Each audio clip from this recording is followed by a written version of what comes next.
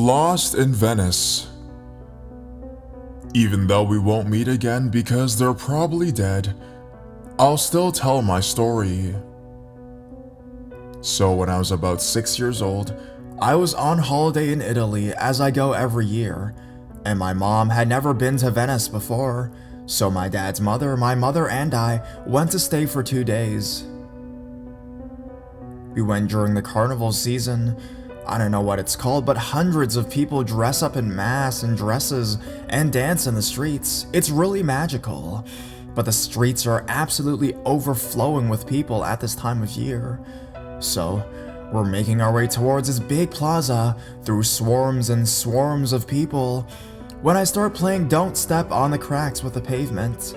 I'm holding my mother's hand so we don't get separated, and since I was so short, I was practically invisible in the crowd. I'm getting really concentrated on not stepping on the cracks when I look up and realize I'm not holding my mom's hand anymore. I start to panic, but tell myself to stay calm and look for her. I look around, I shout, "Mom! Mom!" But nothing can be heard over the music. The crowds clear a bit, and I get onto a quieter canal bridge and stand at the side saying, "Help! Help! I've lost my mom!" At this age, I couldn't speak Italian. I could only say the basics like ciao, come stai, etc. Hoping someone speaks English, when at first this big tall man grabs my hand and says in broken English, Come, I seen your mama, she wait for you." I say no, let me go, because he doesn't speak English well and won't understand as I think my hotel is nearby. But I shout it, and it draws attention, so he lets go just as an old couple comes to me. They barely speak English at all, but the woman grabs my arm and says, "Come, we find your mama," and calls me beautiful as the old man pushes my back forward, and I start to panic again, and as she says, "You come Sasa, home with us." It was my last day, and our train was leaving in a matter of hours, and I didn't have time to go to their house nor want to go, so I started screaming, "Basta, basta, stop, and no, let me go," when a woman comes up and in clear English says, "Is there a problem?" The woman lets me go and walks past with her husband. At this point, I know you're guessing she was another person trying to take me away, but she smiled at me and was really kind. I told her my situation at the time, and we looked for my hotel but couldn't find it, so she took me to the police station, and my mother and Nana had already put out a call for me. They came to the station and everything was fine in the end. My mother was crying and thanking the woman like you'd pray to God. I remember just laughing about it all, but sometimes think now how different life could be if the man or the couple would have just taken me.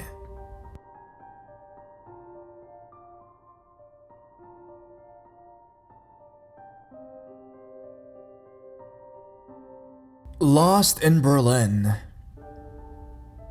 This incident occurred back in 2010. I was 16 years old at the time, and funnily enough, I was in another country.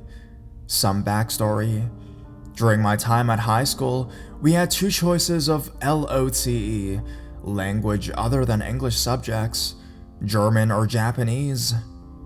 Having spent most of my primary school, I guess that's grade or elementary school for you Americans reading, I decided, nah mate, I want to learn German. So every 3 years or so, my school and our sister school in Germany would organize to send our group of students over, and 3 years later it'd be the opposite. In 2010, I was lucky enough to be part of this trip, and it really was an amazing experience. Until we got to Berlin. The kids were all going into their own exams, so our stay was pretty subdued. During the day, my group would all make our way to the train station and head into the city to sightsee and do all that touristy crap. To get home from the train station, I could take two buses. I'll refer to them as Bus A and Bus B. Both buses needed me to transfer to another bus during the route to get to the right side of the town, and Bus A was the one I usually caught as I could easily recognize the stop I needed. There were a lot of flowers around the bus shelter, so perhaps midway through our stay, we're coming back from a long day of wandering around Berlin, and I'm in deep conversation with a friend who took Bus B, so I thought, fuck it, I'll catch this bus so we could continue talking. Eventually, my mate leaves when we get to a stop, and I sit back and wait for mine for half an hour. Half an hour and no pretty flowers around a bus shelter. Eventually, being the dumbass I am, I realized that I had thought I'd been on the Bus A and not Bus B, and was coming close to reaching the end of the line. In a panic, I hopped off at the next station and tried reading the map of the surrounding areas, but it's honestly really difficult to read in a different language when you're so terrified you're in tears. Maybe 5 minutes later, I started asking for help, and in my best, I'm not trying to cry German, I asked passerby if they spoke English. I don't know, maybe they thought I was a drunk hobo backpacker because the first few people declined and hurried off to their homes. By this time, it was getting quite dark, and my phone, surprise, surprise, died. It's at this point that a car pulls up beside me, and one of the tinted windows rolls down. Initially, I was delighted, holy shit, someone's gonna save my ass, right? Then I realized, no. All my good feelings were gone in about 0.05 seconds. The guy in the car was the sleaziest looking guy I'd ever laid eyes on. Bloodshot eyes, rotting teeth, and a menacing smile. However, the lady beside him wasn't doing much for me either, sitting in lingerie and not much else. The guy looked at me. The guy's gnarled hand was resting on her knees as he leaned across to talk to me. He said something in German, in what I don't understand.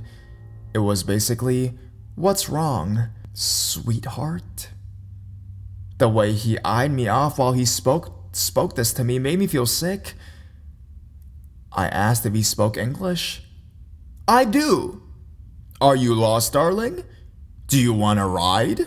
Almost immediately at that very moment, I shook my head and made the stupid decision to start walking. There was another bus stop maybe 200 meters away on the other side of the block, and to my horror, I hear the guy's car rev as he cruises alongside. "Come on, I'll take you to my place and you can call your friends." His offer was starting to sound more like a demand. "I'm fine, mate." What happens next honestly horrifies me to this day. With a scowl and a loud rev, the guy mounts the fucking curb with his car to block my fucking path, looks me dead in the eyes as he screams, "Get in the car, bitch!" As he's yelling, the girl with him opens the door and makes a grab at me. Now, I'm not too tall nor am I too fast, but I think I must have matched Usain Bolt as I booked it to the other entire opposite direction, running back the way I came and around the corner the fastest I could go. But only to end up at a few bus stations down. I never looked back to notice that the guy hadn't followed. And I ended up running straight into a lovely woman's arms, and she helped me find the right bus route to finally get home.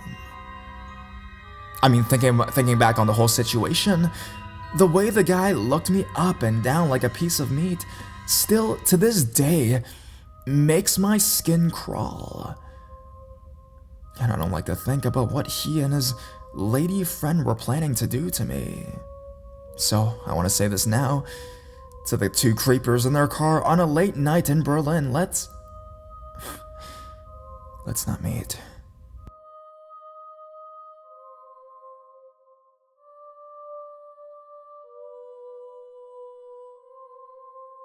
Alone, lost in a foreign country. So, I want to first start out this post by saying I apologize for any errors in advance. This past summer, me and my family went on vacation to France. And for a few days, we stayed in a little rural town outside of Paris. And when I say little town, I mean you could probably walk from one end to another in maybe about half an hour. Many of the streets were small and winding. I wanted to go for a quick run one day, around 8 p.m. at night after we were done touring. The sun there was setting at about 10 p.m. at night, so I figured that I had time still. I didn't bring my phone because the town was so rural. I didn't get reception anyways, right? But I was gonna be running with my older brother, so I didn't worry at all. He knew the layout of the town better than me, so I was planning on just following him. About 10 minutes into the run, I look away for a second and my brother, who was just in front of me, is gone. I figured that he had gone around a corner or something like that. So I take a good guess about which street he had taken and ran down it. After about another 5 minutes of running, no sign of my brother, and none of it looked familiar. I wasn't worried at that point because the town was so small. It was small enough that I figured if I kept running, I'd eventually see something I'd recognize and find my way back to the apartment that way. Although at this point, the sky became dark and cloudy, and it started to rain. Up until this point, however, there have been other people walking around, outside restaurants, eating, doing all sorts of stuff, etc. As I kept running, there seemed to be less and less people around. When all of a sudden, a white car driving towards me starts to slow down. From what I could see, there were 2 men in the car. At that moment, they start yelling at me in French, beeping the car horn and whistling. I run even faster, passing the car. Even though I could not understand them, it sounded like they were catcalling me. I'm alone, lost, in a foreign country. I mean, I don't even speak the language, and I have no means of communication or protection of myself. I look down at what I'm wearing, a tank top and shorts, and think about how I should have worn sweatpants and a long shirt instead. Anything less skin showing, I guess. At this point, I'm no longer running to find my way back, I'm just running away from the car and towards a more populated part of the town. My heart is racing, and I feel lightheaded because I'm in full sprint at this point. I don't want to turn around for fear of passing the white car again. But as I keep running, the streets look even more desolate. I start to hear the engine of a car somewhere behind me. All I can think is that it's the white car and the men are following me. I look around for a place to hide because I'm too winded to outrun them at this point. All the houses around me are surrounded by 10-foot fences. I look on the ground and find a rock I can use as a weapon. The engine grows louder behind me and can only be just around the corner. I sprint forward, frantically looking for some garden I can hide in or a door I can knock on. A white car pulls up right next to me. My heart is pounding. I grip the rock in my hand even tighter at this point, come to a halt, and force myself to look at the car.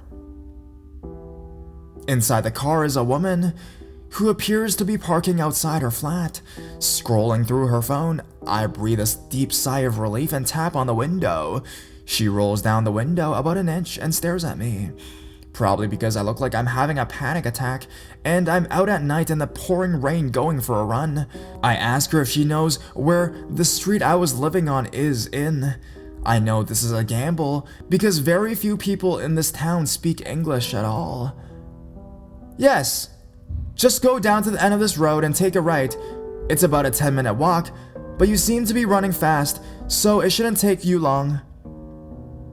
Relieved that this woman speaks English and that I'm so close to home, I take a few deep breaths to try and even my frantic breathing patterns that I've worked up. She looks at me. "Are you alright?" I assure her that I'm fine and just a little lost. I jog the rest of the way home and walk through the door to my flat. My family is relaxed around the TV. My brother asked where I disappeared to. I yelled at him for running too fast and losing me. My mom at this point asked me if I was okay. I reassure her that I'm fine. Just tired, I said. I figured there was no use worrying them like that, and still to this day haven't told her this story. Moral of the story: don't lose your running buddy in a foreign country. Also know your route.